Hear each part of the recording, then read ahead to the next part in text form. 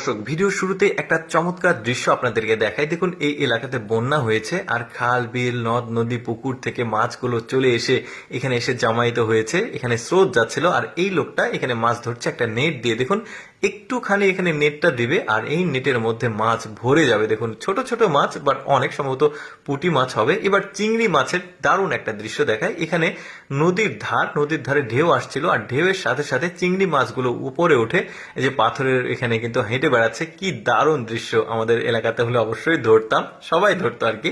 তারপরে এখানে একটা বিশেষ টেকনিকে মাছ ধরা হচ্ছে। দেখুন, একটা বড়শিতে কমপক্ষে 7 থেকে 8টা করে মাছ ধরছে। কি দারুণ দৃশ্য! এই লোকটার কপালটা চিন্তা করে দেখুন। তবে টেকনিকটা কিছুটা আলাদা আছে, সেটা আপনাদেরকে আমি দেখাই। সেটা হচ্ছে, এই এলাকাতে বন্যা হয়েছে আর এই বন্যার কারণে পানির স্রোত যাচ্ছে ব্রিজের নিচ দিয়ে।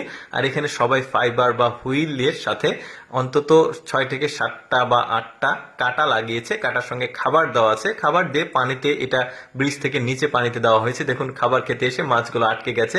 এই যে 7 থেকে 8টা মাছ উঠেছে। তারপরে পাহাড়ি অঞ্চলের একটা মাছ ধরার পদ্ধতি দেখায়।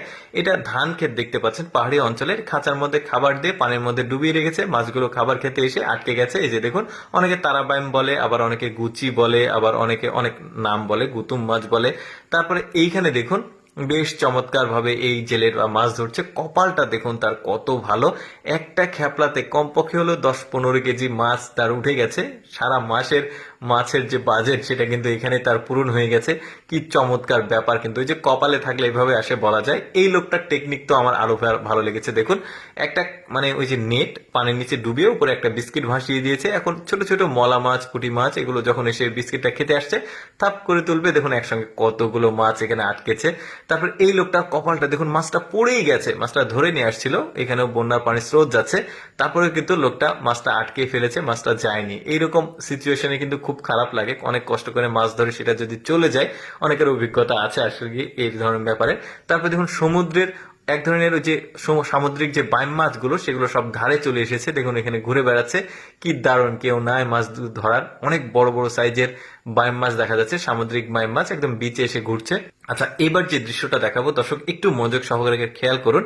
একটা টাকি মাছকে ধরে নেওয়া হয়েছে। মা টাকি মাছ ধরে খাঁচার মধ্যে রাখা হয়েছে। আর মা টাকি মাছের যে বাচ্চাটা গুলো আছে, সেই বাচ্চাগুলো মাকে উদ্ধার করার চেষ্টা করছে। কিন্তু মা চেষ্টা করছে বাইরে যাওয়ার বাচ্চাদের কাছে, কিন্তু কোনোভাবেই যেতে পারছে না। আপনারা যারা গ্রাম অঞ্চলে টাকি মাছগুলো ধরেন, দেখবেন যে যারা বাচ্চাগুলো আছে, পোনা বাচ্চা যেগুলো আছে, সেই টাকি মাছগুলো ধরবেন না। তো দেখতে পাচ্ছেন জিনিসটা আসলে কতটা খারাপ লাগলো।